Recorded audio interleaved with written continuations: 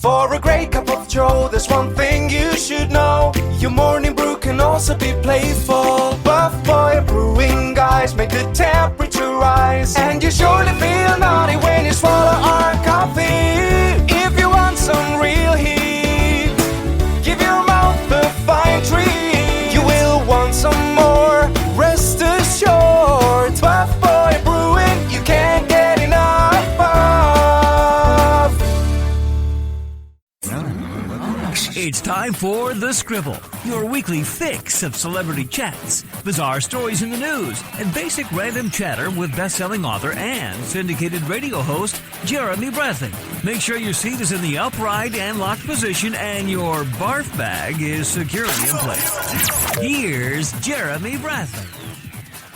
Thank you very much, Larson. Jeremy Bradley here. This is The Scribble. Thanks for tuning in at thescribbleshow.com and on SoundCloud and iTunes. Happy March, by the way. Anyway, there's a lot to talk about. 30 minutes of conversational fun, rants, and raves. Hopefully you'll agree with me. If you don't, I'd love to hear from you. If you're going to name call me, go and F yourself. I really don't care about your opinion. No, actually, I do love hearing from you. You can email me live at jbonair.com. Live at jbonair.com. Lots to talk about today. And I want to know your thoughts on most of these topics. First off, awards show season is basically over, and we have seen traditionally that the ratings for the big award shows is slipping. Ratings are going down. People are tuning out. And there's a number of theories as to why this is happening. You know, we're hearing that there's so many different channel options and things to watch, and, you know, is that what it is? Is it that celebrities are taking a stand and using the platform as a soapbox to rant about their political beliefs or whatever it is? Well, I've got another theory, and I'll talk about that coming up in just a little bit. Now, what about if you've been fired from your job? Are you open and honest with people about that? Do you flat out say, yeah, you know what, I was fired? Or do you kind of make up a story and try to spin it as though it was though you left on your terms, and then you try to downplay and go, well, you know what, I didn't really like the job any. You know, it was time to move on. It was time to move on. Do you dodge the question, or are you flat out honest with your friends and say, yeah, you know what, I was fired? I read a story about how a friend lied to me, and then she ultimately came clean. And again, I want to know your thoughts about this one. And if you've ever taken public transportation and you've had to either sit by somebody or you've had somebody sit beside you, have you felt that there's a real game of politics when it comes to seat selection? Think about it. You're either on the subway or on the bus, and you're walking, and you're trying to look for a seat, and you're looking for an open seat where there's two, you know, that you have the whole bench to yourself, or it's now full, and you have that people's choice option of who do I sit beside? Who is least gross to sit beside? Most people want their space and don't want somebody sitting beside them.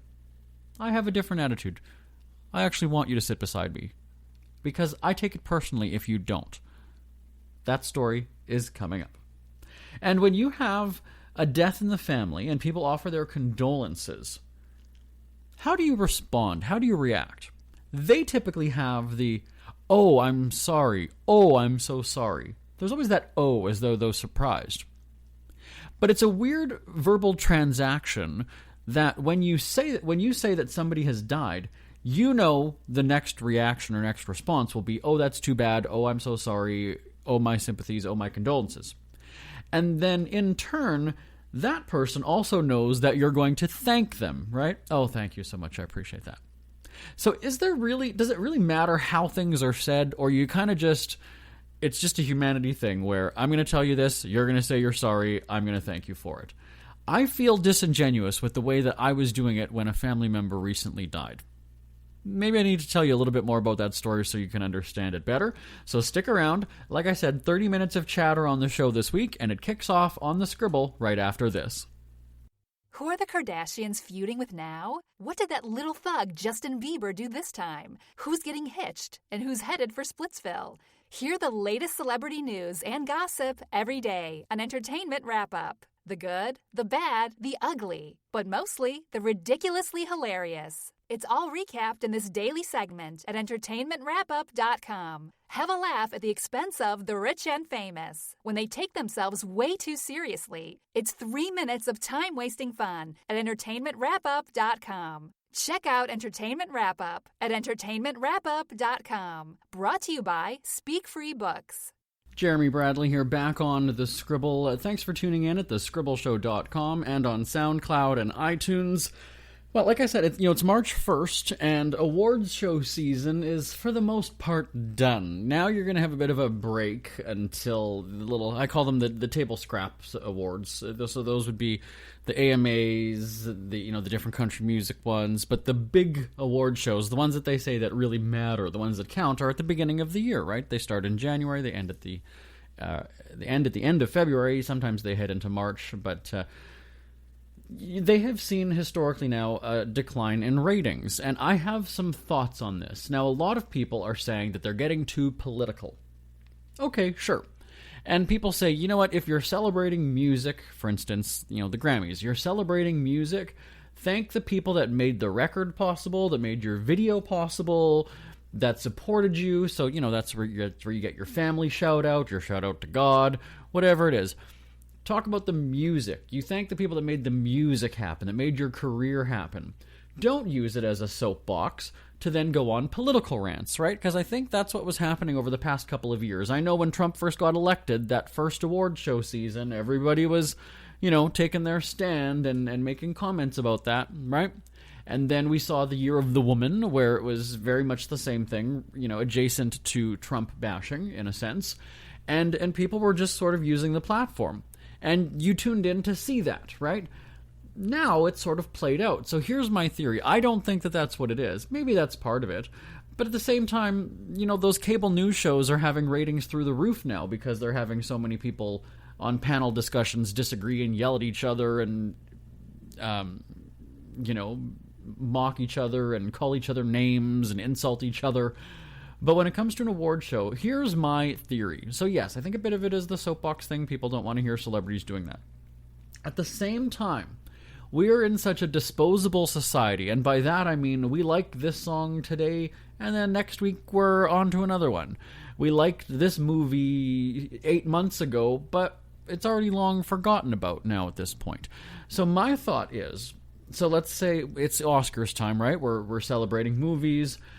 A movie that I saw over a year ago, let's say it was March 1st that I saw it last year, it's going to win whatever it is, right? Best Picture, or the actor in it is going to win actor in a movie, or whatever it is. Bottom line is, now that movie that I saw that last year. I remember that movie. Do I care now that it's winning an award? Right? Because I've now moved on, and I have 3 newer favorite movies at that point. Okay?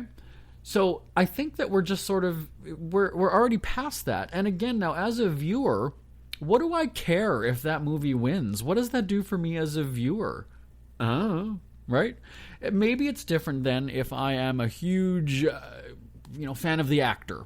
Let's say it's Brad Pitt or Melissa McCarthy or Sean Connery. I don't know, right? Maybe I'm a fan of that person and I'm happy for them because they won an award. All right, fine. But I have no loyalty to that movie a year later now. Do you know what I'm saying? I think that's what it is. That's a big part of it.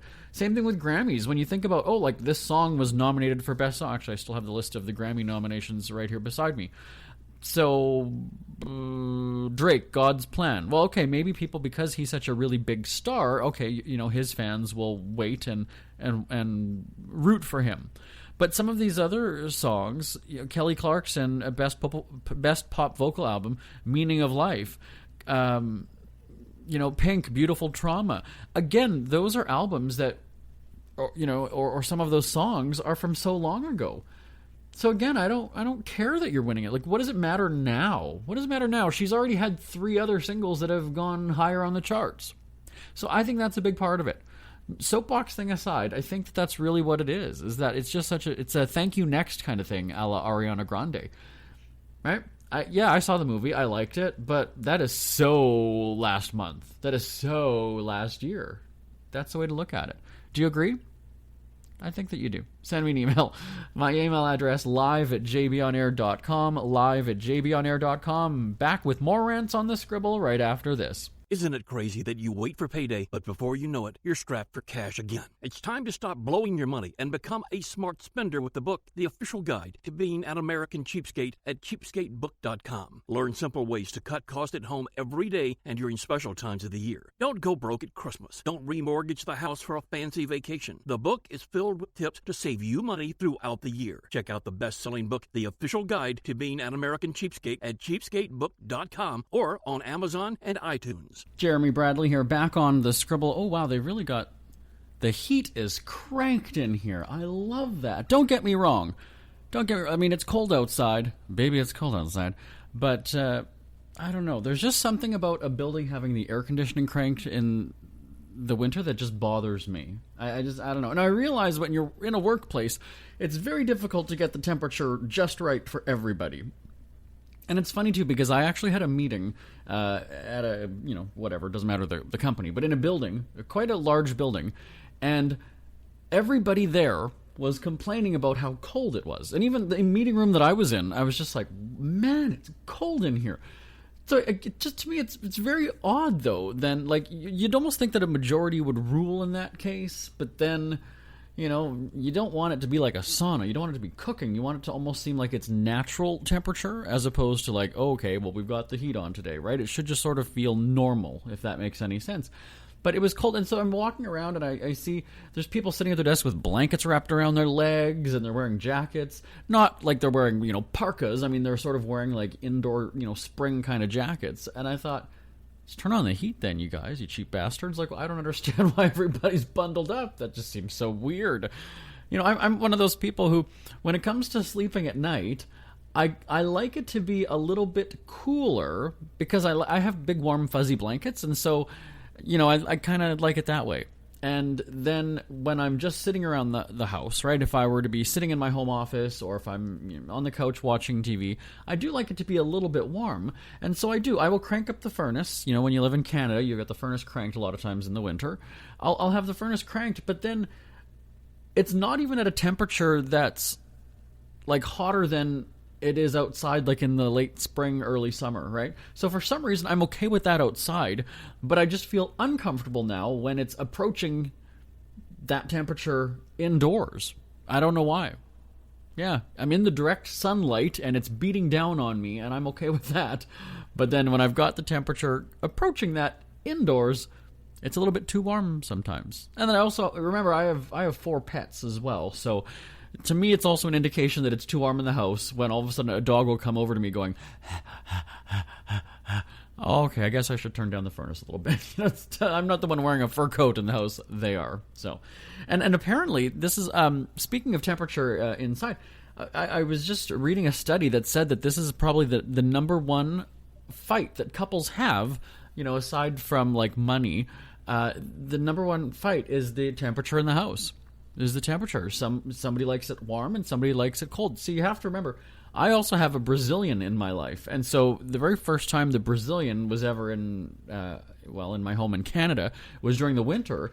And, we had the temperature just cranked up because it's also just not what you're used to. And then, and then going to bed, I have, like I said, a fuzzy blanket or 2 fuzzy blankets, one underneath as like a sheet and then one on top. We actually had to go out and get another blanket because it's too cold for some people. So no, it didn't lead to a fight. It was more just like, you know what, then you're going to bundle up. I'm the one paying the bills for the heat in the house, so I will control that. If you're warm, you dress up. And if you need to wear mitts to bed, you're going to wear mitts to bed. Tell me, who controls the thermostat in your house? Send me an email, live@jbonair.com, live@jbonair.com. Ever had something to get off your chest but never had the balls to say it? That's a load of crap. Speak Free with JB.com is exactly what you've been waiting for. Your chance to tell it like it is and not care what anybody else thinks. Have your say on issues of the day. Join newspaper and radio columnist Jeremy Bradley as he tells it like it is. Hundreds of thousands of people have stopped by, including some well-known celebrities who have had a chat with JB and speak candidly about what's really going on in the world. You can join them too. Have a rant or a rave. Be brave and head on over to www.speakfreewithjb.com now. Jeremy Bradley here, back on the Scribble. I just realized it is March 1st already. Eey. Time flies, doesn't it? It just seems like it was Christmas, and I was, around family for an obnoxiously long amount of time, and then, I don't know. It's March. Spring is not in the air, despite what I was just talking about in the last segment of it being freezing still. So, where am I going now? It's 30 minutes of rants today, yes. Oh, sitting beside. Okay, here we go, everybody. Tell me what you think about this. If you have ever gone on a subway, so if you're in a city that has an underground public transportation method, or if you have ever gone on like a public bus, a city transit bus, if you have been in a crowded, where else would you do it? In an airport while you're waiting for your plane, you're in like the departure lounge, I think they call it, and there's a lot of open seats, right? And then when things start to fill up, you sometimes have to sit beside somebody. And you'll notice that, it's kind of, that's the last option. So when you're getting on a bus, you're looking around going, oh, no empty seat. Oh, empty seat, I'm going to take that one. And then as the bus fills up, you kind of look around and go, all right, well, I have to sit by somebody. And now you survey the crowd, and you want to see who is the least intimidating, scary-looking, smelly-looking, weird-looking person, and you sit beside them, right? You reluctantly do it. You hesitantly sit beside them. You try not to get too close, right? You don't want to touch them because that's just awkward then. And if you're one of those people who is sitting and you see the people walking towards you and the person is hacking away and they're sniffling and they've got a cold, you're sitting, don't sit beside me, don't sit beside me, don't sit beside me. So there's two sides of the coin on this one. You're the one who's getting on and you've got to sit beside somebody and make that choice, or you are already sitting there and you're like, don't sit beside me, don't sit beside me. So most people, when a seat does open up, will then get up and take that seat, right? So they don't have to sit beside you anymore. Here's the deal. I actually kind of feel weird when somebody gets up and moves away from me, because I take that personally, and I sit there going, well, sit beside me. I'm not gross. Why did you... I'm sort of offended by it. I've never done it myself. If I'm the person who has to sit beside you, and yes, every other seat around will suddenly open up, I feel it's disrespectful to you to kind of get up and move away. I feel that is a direct reflection on you. That I'm not comfortable sitting beside you. I'm not a big person, so it's not like I'm, squished. And I guess maybe people could also say that it's sort of an unsaid thing where it's like, well, we both want more space, and so I just, I'll just move for the sake of the two of us, for the benefit of the two of us. But I take it personally. I say, sit beside me. I'm not gross. That's my attitude. That's my mentality. And I want to know what you think about this. Are you bothered if somebody does not sit beside you? Because in a way, I almost kind of sit there going, all right, well, you looked at me and then you looked away and then you kept walking. And I sit there wondering, is there something wrong with me? Why didn't you choose to sit beside me? What's the problem? And again, I'm not overweight. I don't smell. I'm not coughing and sneezing. I'm not doing anything. But you made eye contact with me and you looked away and you looked elsewhere. Do you take that personally? Send me an email, live@jbonair.com, live@jbonair.com. I feel like this story is kind of like something that Seinfeld would say on his sitcom back in the day, right? One of those people observations, and maybe it's something that you've experienced or you've done and you just haven't really put two and two together or actually internalized it or thought of it. But yeah, it's something that bothers me. Sit beside me. I'm not gross. Why did you look at me, look away, and then take, the next seat over or whatever it was? You're still sitting beside somebody, but so why did you choose not to sit by me or to not sit beside me? It's one of those grammar things. live@jbonair.com is the email address. live@jbonair.com. It's never too early to start thinking about your next holiday. Have you checked out Mexico recently? From tequila tasting, swimming with horses, to ziplining through the jungle and watching whales and dolphins in their natural habitat, Puerto Vallarta has it all. Visit mexico.jbonair.com to see all the fun PV has to offer. That's at mexico.jbonair.com for hundreds of photos, interviews, and videos from around the tourist hotspot. Check out mexico.jbonair.com for all the fun. That's mexico.jbonair.com. Jeremy Bradley here on The Scribble. My next question for you, everybody, is have you ever been fired? If so, what was the story that you told other people? Did you lie and say that you decided, you know what, I was just done with the place. It was time. Or were you brutally honest with everybody and you're like, you know what, I was fired. And then come up with excuses. Well, you know what, it was a shitty company anyway. Oh yeah, I hated the place. Oh yeah, my boss was a dick. Oh yeah, blah, blah, blah. Tell me, do you flat out go and say, I was fired? Even if it was because of something you did.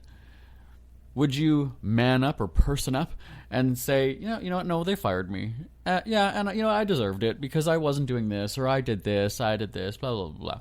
Or do you kind of spin it around and go, no, it was time for me to move on. I had enough. Do you do that just to save face? Do you have a bit of do you have some pride? Do you have an ego where you don't want to go? Because it's embarrassing, I imagine it is.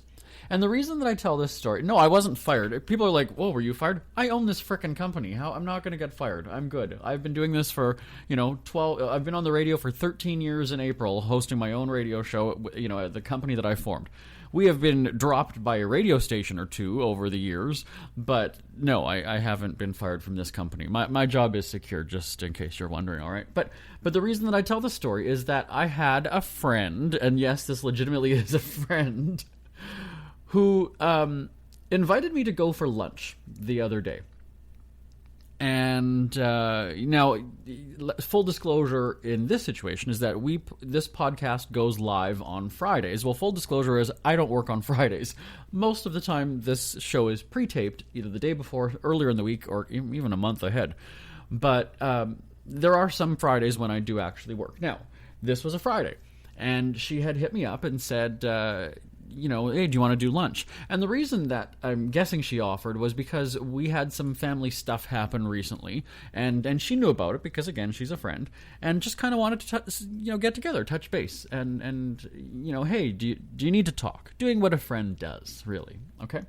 And so I had said, I was at home, and I said, yeah, we can get together for lunch. I have to do, like, a family thing in the afternoon or a little bit later, but, yeah, I've got some time in the for lunch. And I said, how much time do you have, though, right? Thinking that she was going to just break away from work and then have to get back to the office. And so in the moment, she said, well, I gave my notice. Like, Friday is my last day, meaning in a week. Friday's my last day. And so I was like, oh, all right, well, I'm sure you'll tell me the story when we get together, right? Rather than have it play out in text messages or on the phone call, we're going to get together so we can just get caught up and share those stories. And I said, yeah, okay, great. Let's, we'll get together at like 12 or whatever the hell time it was. And so through the course of conversation, we're talking about the situation in my family, and we had a death in the family, and so we were talking about that, and then there were just some other things that were going on. And so I said, well, so what's going on with your job then? Like, what happened? And she had just started at this job about 3 or 4 months earlier. She had left a long time job at a place. She'd been there for, I think it was like 15 years, 15 years, and wanted a new challenge, wanted to move on because she wasn't feeling appreciated, and, just wanted to do something different. And so she gets the job at this place, and there were some rough patches, right? And that's always the gamble when you leave a job and you take something new. You don't know if it's going to work out. There's that uncertainty, and sometimes it works out and sometimes it doesn't. Well, in this case, she said, and she had told me even previously that she couldn't stand her boss. It was just not that great of a place to work. So there was that indication. And then I said, at lunch, I'm like, oh, well, when do you have to get back? Like, shouldn't we get going? And then she admits that she was fired. And I thought, just hours earlier, and it's not like you were living a lie for weeks and weeks and years. You basically just lied to me a couple hours ago. And I said, you told me that you made it seem like you can't work here anymore and that you're leaving, and you did tell me that your last day is Friday. And she said, no, I was let go. And I said, okay, when? She said, last Friday. And I thought, okay, so for a week, you were either laying low or hiding and just didn't say anything. And then when you finally did bring up work, you lied to me, and then we're having lunch, and then you go and say what I think is then the truth, right? I mean, who's going to make up that they were fired? Just like I said at the beginning of the segment, it's kind of an embarrassing thing. So you're not going to go and say, hey, I got fired if you didn't get fired. So the question is then, is it, when you're with a friend, do you just be honest and say, yeah, you know what, I was fired? Now, let's rewind to back in my day, before I was, doing what I did. I was the managing editor of a publishing company. Well, I left that job to pursue Speak Free Media, the company that I now own, right? The company that I created. Prior to that, though, I mean, I had worked for a big newspaper company quite a while back. I was in my early 20s, and I got fired. And as a teenager, I worked at Red Lobster, and I got fired because I was a bit of a shit disturber. And, the boss, one, was a homophobe, and two, just didn't like me speaking my mind and calling things out.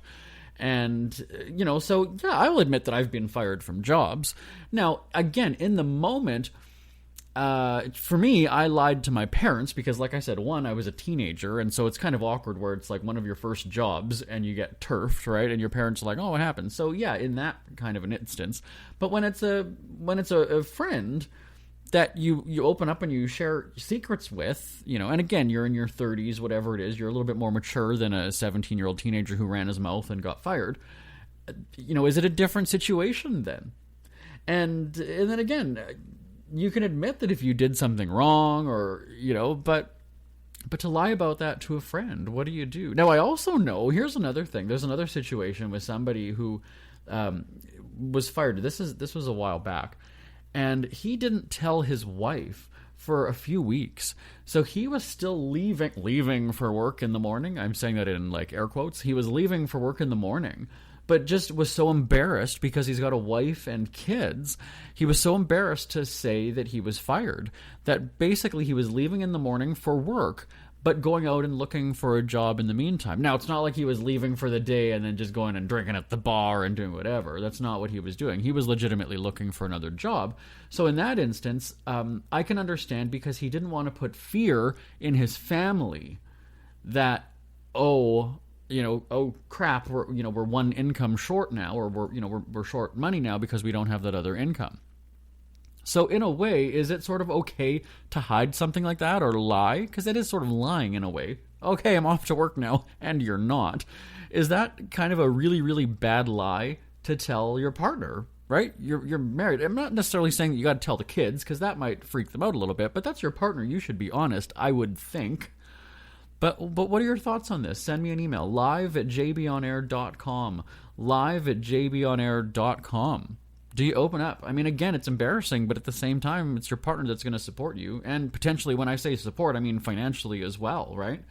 So do you open up? Or do you just sort of hope that... And what he ended up doing was, yes, he got a job in that few weeks, and then sort of spun the story as though, yeah, I'm giving my notice and I'm starting at this new place. And I guess once you've got that job offer and the job is locked in and ready to go, then it's a little bit more... It's a little bit easier to go and say, yeah, you know what, I'm leaving my job. I'm taking on this new challenge, because you know that you're starting somewhere new. But in this instance, in that moment, to not say that you were fired and be out of work for about 3 weeks or so, you lied. You lied about your job, that you're going to work. So again, is it your pride? Is it you don't want to put your family in an awkward situation and have them worrying? I don't know. Send me an email, live@jbonair.com. Ever had something to get off your chest but never had the balls to say it? That's a load of crap. Speak Free with JB.com is exactly what you've been waiting for. Your chance to tell it like it is and not care what anybody else thinks. Have your say on issues of the day. Join newspaper and radio columnist Jeremy Bradley as he tells it like it is. Hundreds of thousands of people have stopped by, including some well-known celebrities who have had a chat with JB and speak candidly about what's really going on in the world. You can join them too. Have a rant or a rave. Be brave and head on over to www.speakfreewithjb.com now. Jeremy Bradley here, back on the Scribble. Earlier in the show, I mentioned... Actually, I don't even know. Was it earlier this show or was it last week? Look at this. We're 20 minutes in and I already don't remember what I talked about on the show. Did I mention about having a death in the family? Was that... I I'm already drawing a blank. All right, let me just rewind then. So we did. We had a death in our family not too long ago. And naturally then when you tell people about that, oh, I'm so sorry, right? It's always that, oh. They always have that, oh. Oh, I'm so sorry. Oh, because it's just, they're stunned or surprised or shocked. Now, this was a family member who had been in hospital for quite some time. And as morbid as it sounds, we knew the end was coming. And let me finish this entire thought. We were hoping for it sooner than later because that person was suffering and in pain and had said, so yes, in that regard, we wanted it to be soon. Again, it sounds so blunt to say, we wanted her to die. She had had enough. And so, it pains me to say that, it really does. And I don't mean to sound flippant or anything about it, because family member that I loved. Wow, I'm starting to okay, wasn't the point of the story for me to get choked up. But anyway, going back to the point of the story is, people will then ask, oh, well, how is she, da-da-da-da, and then we say, well, she died on Tuesday. There's that, oh, I'm so sorry. I always feel awkward because I don't know how to respond to that. And to me, I actually sort of felt insincere when I said, oh, thank you, yeah. As though, because I think it's just one of those natural things, right? It's your natural reaction for somebody to say, oh, I'm sorry. And then they're expecting you to say thank you in return anyway. So there's just that exchange, and I think maybe you sort of do it for the sake of doing it. But I guess for me, I try to sort of be like, oh, yeah, thanks. Sort of like to brush and be like, oh, yeah, no, it's no big deal. And in that moment then, when I get back, home, when I'm, or not talking to somebody or giving them the story, that's when I kind of feel like, did I sort of just brush them off? Like they felt obligated to say it to me, so that's one thing. And I know that genuinely, friends and coworkers and colleagues and whoever did genuinely mean it. Okay, I'm not saying that people didn't. But I guess it's my reaction to it in the way I say it. So when somebody says to you, oh, I'm sorry to hear that. Oh, that's too bad. Oh, my condolences. Oh, my thing. Do you go and say, thank you, confidently, as though you knew that was coming, so you're already prepared for it? Or do you also make it seem like oh, yeah, thank you. Yeah, right? And that's kind of, I guess, how I was reacting. And so does it come across as disingenuous? I don't know. But I felt like now, again, are people actually taking it that way in that moment? No, because they know that I'm about to say thank you anyway. But I feel awkward about it. So, and again, I realize that it's people being compassionate. I'm not saying don't give me your condolences. I'm not saying that at all. It's just, yeah, I don't know how to react to that. It's the same thing when you sneeze and somebody says bless you. Do you kind of do like a thank you? Or do you kind of just go, yeah, thanks. Thank you. Thank you.